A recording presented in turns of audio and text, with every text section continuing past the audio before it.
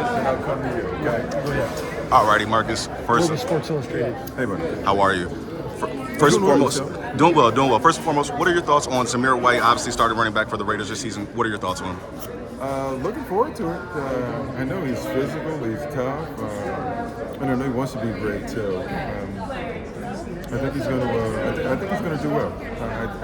I think he's in the right situation. I know they want to run the ball. I think that's important to them. They want to set a particular tone, a physical tone, and then play action off that. I think he's in the right situation. So. You're so humble. How much does it mean to you, though, that you speak and these guys stop and listen? You carry their respect. Well, you know, listen, there were guys that paved the way for me. That really. That I sort of, just a great example. I'm sorry. Greg Pruitt is here, right? Greg Pruitt, he came back for the first time in I don't know how long for the reunion. And when I feel like I was in an ideal situation because I learned from a true veteran who was willing to give me every single tip that he had obviously mastered over the years to make me a better player.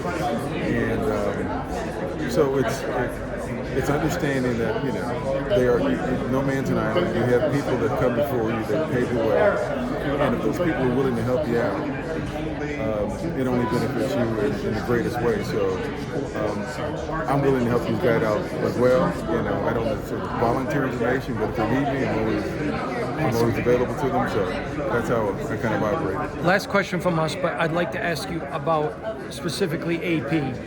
You were vocal, you're a supporter. What's it mean for you now to see him in charge of your team?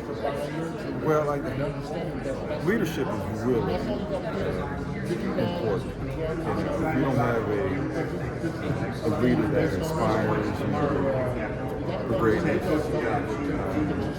inspires you to be the best you can possibly be, to exhaust every gift that you have in order to make that happen. All great organizations have great leaders, and I think he has the ability to do that. He did it in a short time.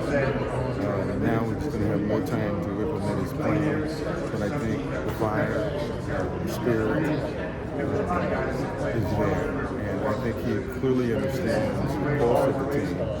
And I think he's also, after a year, he's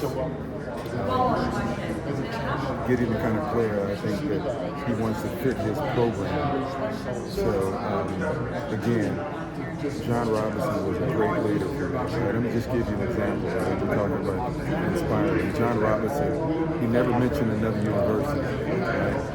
He always said if the Rams want to play out. Now, you have to understand for a 18 to 20-year-old kid, right, who's in college, and he mentions the Rams, I mean, he has believing that we can actually play the Rams. You know what I mean? So, but that's great leadership. So, Tom Flores was completely different. He was completely different. Tom was a master at, he didn't have to say much, but he allowed you to play with freedom. I have another coach, for example, his name is Ray Wilson. I don't mean to take him, but just give you an example. He wasn't a running back coach by trade. For my rookie season, I was lucky enough to have him as my coach because he could identify that I could play, and he got out of my way. But he used these words that were really important. He says, Marcus, you can reverse field. Just make sure you know down the distance. Make sure you know the situation of the game. He never used the word don't. So that liberated me to play with complete freedom my rookie season. So all the things that you saw me do, Super Bowl included, was a result of my coach never saying don't do that, but just making sure. So leadership is really key. That's all. Thank you. My pleasure. Thank you, Marcus. Thank you. Yes, sir.